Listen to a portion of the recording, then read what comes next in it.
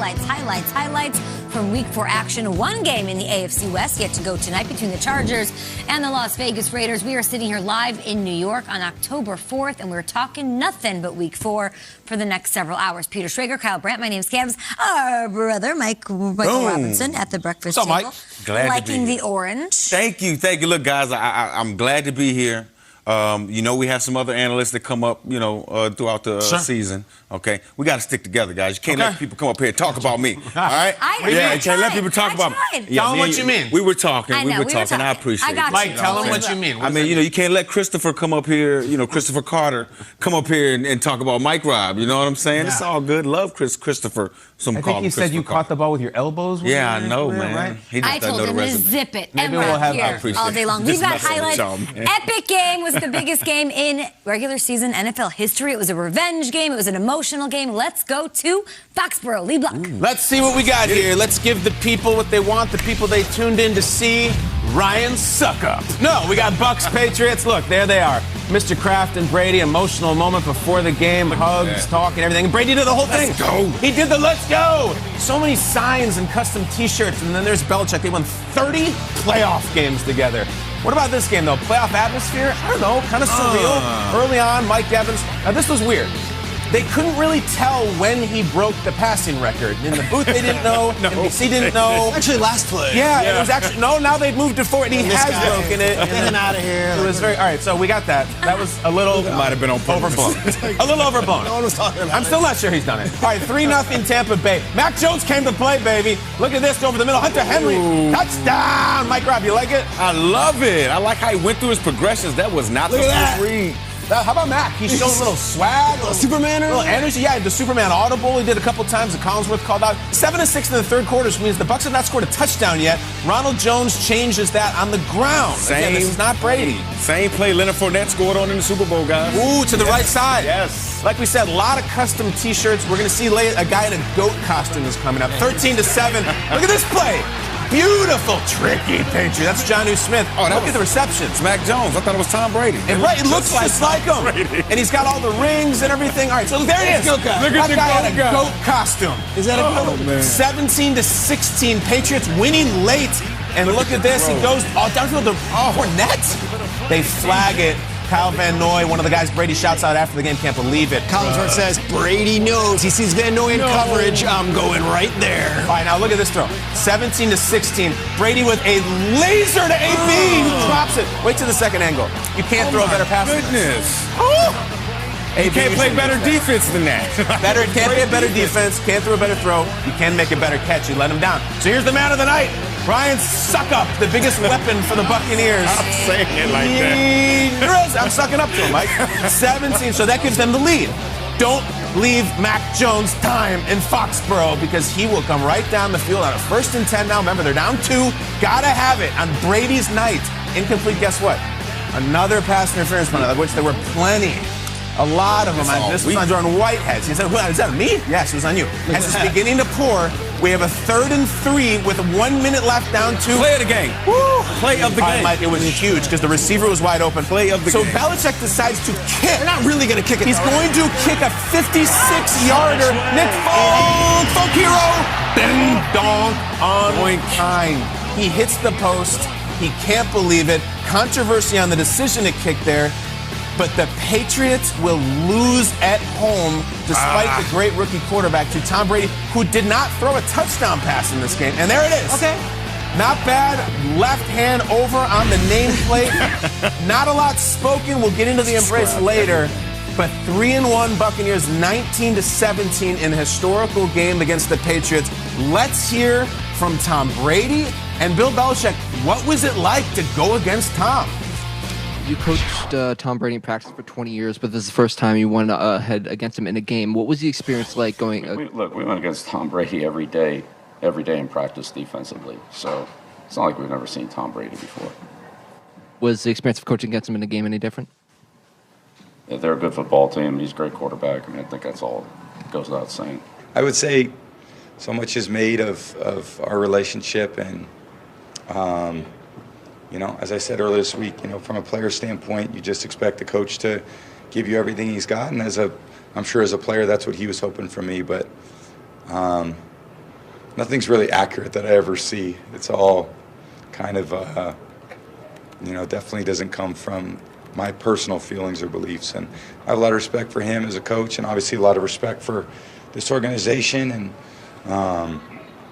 all the different people here that try to make it successful. Epic finish, narrow win for Tom Brady. Much made of their relationship. Reportedly, we of course heard that Bill Belichick went into the Tampa Bay locker room after the game and talked to Tom for a while there. Crazy to see that. What? It had to be crazy to see that. I couldn't imagine seeing Bill Belichick walking through the locker room. Amazing. He walks in there. He wants to say hi. They told each other they were going to catch up after the game. He, of course, embraces, does not kiss Robert Kraft before the game. RKK super happy to have him there. There's so much to get into in so many layers. Peter, what's like your first go-around of Tom Brady's return to Foxborough? Let's go through the week, right? And Kay, you've been at this table. You were in Foxborough yesterday. Yeah. Every ex-Patriots staffer was out there being like, you guys don't get it. Like, they're going to focus. They're going to be like, no, you guys don't get. Emotions were high. It mattered yesterday. Like, Brady was sailing passes. Belichick seemed a little bit like, with his decision-making, like, it mattered. All of it mattered. Yeah. And at the end, the one guy who had nothing to lose was actually Mac Jones. And I thought he had his coming out party. Game. As odd as this is, we're talking Brady Belichick, and we're starting the show. I'm going Mac Jones. This guy took a beating yesterday. That pass rush was for real, and there was no rushing game from the Patriots. They had absolutely nothing going on the ground. Mac was dialed in and went blow for blow with Brady the entire game, and as this thing's unfolding, I'm like, oh my God, this is going to be the Mac Jones game. He went 19 straight completed passes. Tom Brady only has done that one time in his career. 19 completed passes, continued to move the chains. And you look at all the different aspects of this game. It came down to a Belichick decision in the rain when the kicker, whose plant foot was not good, to go for it and kick a field goal 57 yards, and he misses. But I come out of this thing like the one guy we didn't talk about all week was the rookie quarterback. And as much as Brady and neither one of them had their best nights. I didn't think Brady was at his best. And I thought Belichick's game plan was good, but at the end, I could question that decision to kick the ball and not go for it on 4th and 3. Mac Jones, that kept us in there last night, and it delivered. And yes, Kay, despite a week of everyone telling us they're laser focused. Once the game starts, they'll be doubt. They weren't. It was all over the place. It was a wonky game. Yeah, it was. Mac Jones was the calmest under pressure. I was impressed by him. It's because they're human. I know. They're human beings. Human beings get emotional. I mean, at the end of the day, you can't spend 20 years with somebody and not have some type of emotions come with it. I only spent 4 years with the Niners. When I played the Niners, it was emotional for me. So I can only imagine what Tom Brady was going to, guys. But I think both teams won here. Okay, I'm not talking, obviously, on the stat sheet. Obviously, the Tampa Bay Buccaneers won the game. But to your point, Peter, Bill Belichick now know he has a guy at quarterback for the next however many years they want to have him and can protect him. I thought Mac Jones played phenomenal. But to me, Bill Belichick played a great game defensively. That's nice. He changed things up on Tom Brady, not just from a drive to drive or quarter to quarter thing, from a play to play standpoint. People don't realize how much it affects an offense if your 3 technique, who lines up over the guard, just slides over 1 foot and lines up inside shade of the tackle. It changes the blocking for the guard, the tackle, the running back. It changes everything. And Tom Brady knew it was going to happen. But to me, the rest of his teammates had to experience it as well. I read Peter King's article this morning, and I thought it was interesting how Tom talked about, and the quarterbacks in that room talked about how they looked at how Bill Belichick played all the top quarterbacks during his time as head coach. And some of those looks showed up for Tom Brady, and he was able to recognize it, and it showed how prepared he was. I thought this was a phenomenal game, guys. I know the score didn't always say it. I thought the right team won. But watch out for New England, man. They showed me something there, man. I think they're going to be some players in the AFC. Judon, they really did. Judon was great. I found the game emotionally exhausting. I feel like I'm emotionally hungover this morning. Okay, we have a lot invested in. It was tense. Brady was tense. I thought the officials were tense. I thought the fans were tense. It had this vibe of 2 divorced parents who are at like their kids' piano recital together, and they're on the other sides of the room. And then at the end, there's this moment where you have to come together and like hand off the overnight bag. And it's like, make sure he does his homework, okay? It was just emotionally exhausting. And I think it is fascinating that Mac Jones comes out as one of the would-be heroes. But Brady didn't look good. Brady got outplayed by Mac Jones, and I don't think Belichick came off well. And I do think it was the greatest lie that was ever told last week. What Peter's talking about is that you are so full of crap if you think this was just going to be business as always. I think they wanted it to be and aspired for it to be. The rain was bizarre. The fans didn't know what to do. They cheered Brady when he came out, but then booed him when he started the first series. Very, very emotionally conflicted. And in the end, a controversial decision that leads to a doink field goal and didn't leave anybody a place to go. So I'm speaking in tongues this morning because I feel like I got beat up emotionally last night. We spent our entire adulthood watching these two people. The Mac Jones thing aside, no. Like, I would love to say this morning, Brady owns Belichick, or no, Belichick. Not really.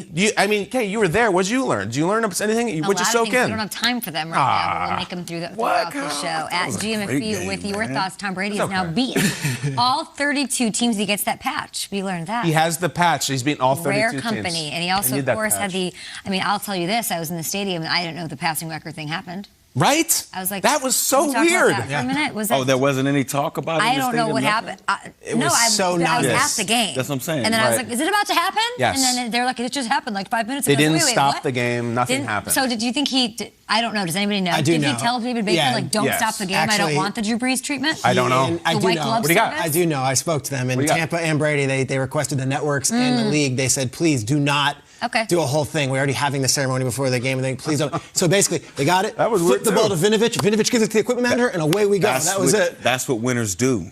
Tom Brady didn't want any more distractions. He didn't want anything. Don't stop the game for me. No. Tom Brady's the GOAT. That's why. What does Drew Brees think of that? I don't know. Like, that's so... We can have a whole discussion on that, too. Yeah. It's the reason why weird because Brees did it at home. I know. So that makes it different. Like, wouldn't you have liked that to be a moment? Yeah. They didn't even stop. It was any other play. And Al Michaels going, wait, now they moved it 1 yard forward. Obviously, people are trying to communicate with Al. It was on the field. It was very strange. It was also a very big production. I wonder if Drew Brees knew it was going to be that big of a production when it happened to him, and maybe Tom saw that and was like, I don't know if I want that. I want to let me finish this drive, David Baker. Yeah, maybe. And then have the ball situation happen. All right. More on this game, of course, but you've got lots of highlights. The Chiefs look good. The Bills look good. The AFC is a gauntlet. But let's bring in Ian Rappaport now to check in on a couple of quarterbacks who left the game early on Sunday. Unfortunately, what's the latest with Jimmy Garoppolo and Teddy Bridgewater? Well, Garoppolo talked to reporters after the game, Kay, and I would say didn't sound that encouraging about his calf injury that he suffered yesterday. And Kyle Shanahan described it as feeling like someone stepped on Jimmy G's calf. Essentially, it was a pretty bad pull, it sounded like, using their words, and something that, as Garoppolo said, may keep him out a couple weeks. He's going to have an MRI this morning just to see the full extent of this calf injury, but these are the kinds of things that can linger. Rarely do you just snap your fingers and a guy comes back from a calf injury because he really couldn't push off in the first half when he tried to go. So let's assume he is out a couple weeks. Then you're going to get an extended look at Trey Lance. You got undefeated Arizona next week, then a bye, then the Colts and the Bears, so it gets a little easier. Maybe they can withstand that.